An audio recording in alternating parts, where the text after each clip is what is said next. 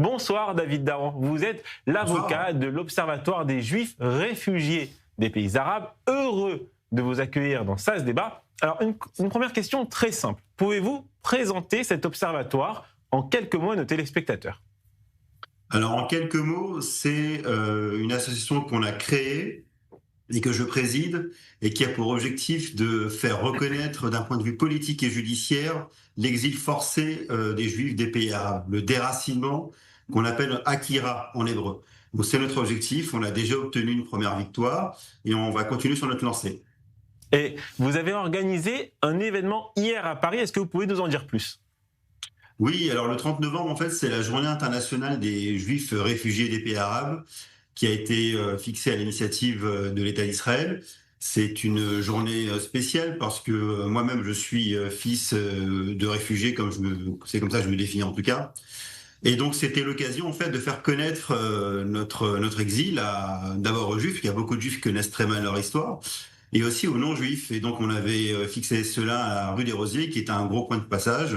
Et ça a été l'occasion donc de manifester avec nos pancartes et de distribuer les tracts et d'aborder des sujets avec des gens. Alors parfois, beaucoup nous comprenaient, beaucoup découvraient. Parfois, il y a eu des interrogations. Mais en tout cas, ça a permis de donner un échange constructif et on est ravis. Alors une question un peu plus polémique maintenant, est-ce que les Juifs et les Arabes vivaient vraiment en paix et en harmonie dans ces pays musulmans, comme l'affirment certains nostalgiques, des Juifs nostalgiques, ou certains musulmans qui disent que tout allait bien, je cite, avant l'arrivée du sionisme?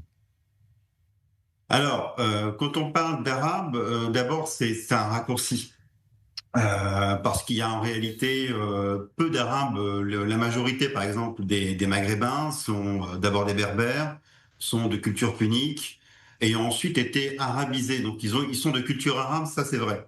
Maintenant, si vous voulez, ethniquement parlant, si on peut parler comme ça, ce sont surtout des Berbères. Savoir est-ce qu'on a vécu, donc pour simplifier avec nos amis arabes.